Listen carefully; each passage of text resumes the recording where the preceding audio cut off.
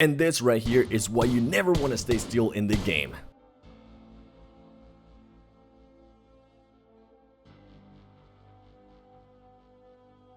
Hello everybody, the 7 Worlds Gaming here today, bringing you another episode number 2 on this series of how to win in PUBG Mobile. Now, if you didn't get a chance to actually see the first episode, make sure you check the link in the description because it gives you a lot of great information of what to do at the beginning of a game. Now, right here, what I'm going to be showing you on this episode is pretty much information that will help you out through the middle of the game and what to do and just how to go ahead and start positioning yourself to actually get the win at the end, which that will be episode 3. Now, right here, I was actually able to hear somebody, and this is interesting what I decided to do here. I knew he was gonna be, he wasn't inside there, so I figured he was actually gonna go ahead and be in the balcony. I also noticed there was somebody under me and just shots in the distance. So what I decided to go ahead and do is get the higher position. Always try to get the higher position on your opponents because you will be able to go ahead and surprise them just like this right here.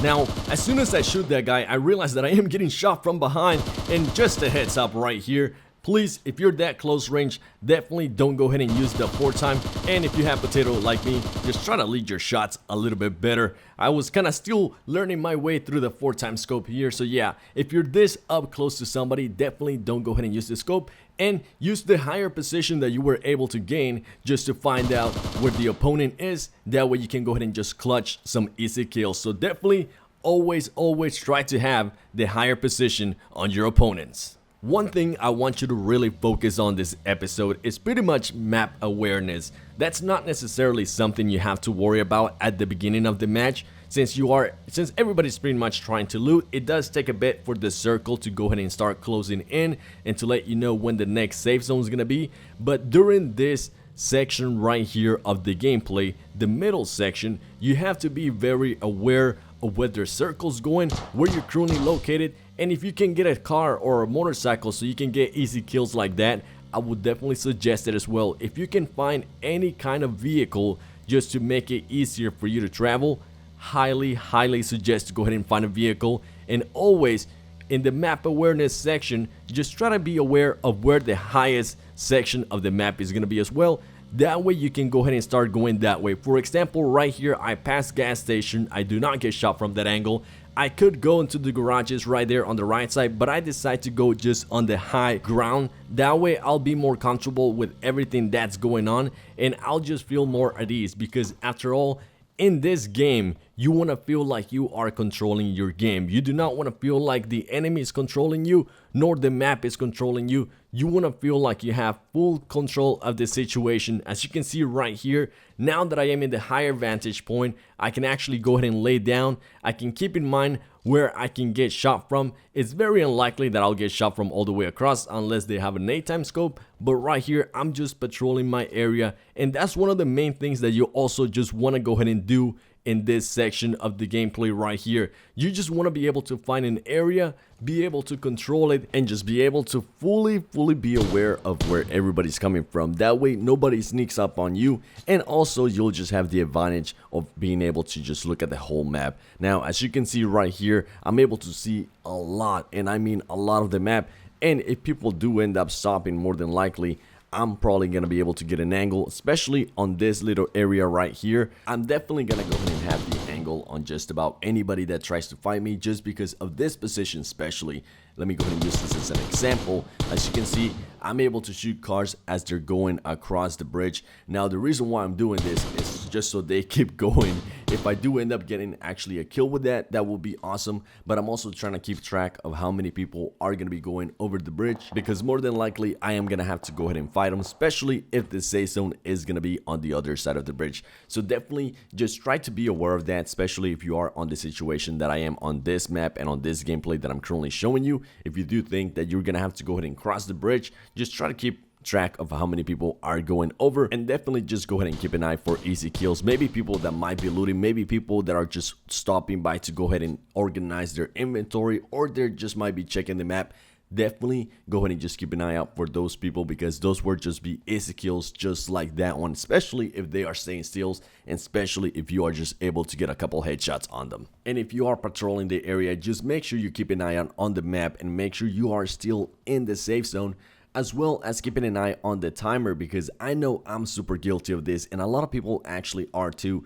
That timer that I'm currently highlighting with the red arrow, make sure you keep an eye out on that, because it will actually help you out decide where you want to go ahead and start moving. When do you think is the right choice to just go ahead and make a go for it to your next safe zone, and also just make a go for it to your next position. Now, another thing that I will mention throughout this gameplay is be aware of how much ammo you have, and be aware of just all of the equipment that you have available to you. If you don't have enough, then definitely you can go ahead and just rush a little bit more.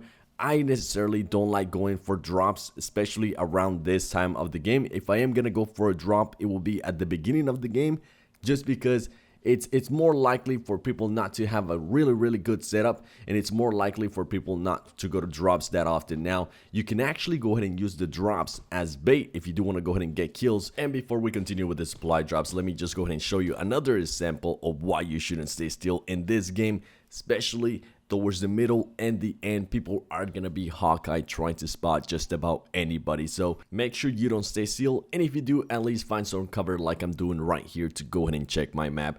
Now, important stuff here with the map, as you can see, most of the safe circle is currently on the military base, and this is just an example for my current gameplay that I'm showing you. What I usually like to do is I like to set up markers just towards the middle of where all of the safe zone is going to go ahead and be, and right here I'm just going to go ahead and predict that I am going to have to go towards military base, just because most of the safe zone is currently over there, and it's something that just works for me 85 to 90% of the time. So definitely go ahead and use that strategy in situations like that. And in this clip right here, I know I missed a lot of shots, and it is a far distance, but don't be afraid of pretty much just shooting like how I'm currently doing right here, just to test out how far everything is gonna go ahead and be. And you can also just test out your lead shot in case the circle does end up being somewhere along that line and you have to go ahead and work your way up there. Now, at this exact moment right here, I'm gonna have to make a decision of what I want to go ahead and do. Am I gonna just go ahead and swim across, or am I gonna go ahead and just go through the bridge? Now, in situations like this, I would just go ahead and say go for the swim, because more than likely you're gonna get a less chance of getting shot at. And yeah, I'm gonna go ahead and style cannonball, baby. Now, as you'll see that as soon as I land in the water, I am gonna go ahead and just try to keep myself underwater this most of the time, but I do want to go ahead and just try to go towards the cover, which the cover are gonna be those pillars. Those are gonna be pretty much my friends during this swim, so make sure you definitely at least have some kind of cover all over the place. And if you are gonna go ahead and swim across, make sure you at least know where the boats are, where the jet skis are, because those will be actually really helpful to you in blocking shots. And as you can see, when I do go underwater, I do like to go ahead and use the third person. I don't like to go too deep, because I want to go ahead and see what's going on around me. And right here, people are just not going to be able to spawn me and not going to be able to shoot me when I'm at this depth. So definitely keep that in mind. With that said, that is going to go ahead and be the section for the middle. If you enjoyed that, do me a huge favor, hit that like button. If you're new to the channel, go ahead and subscribe.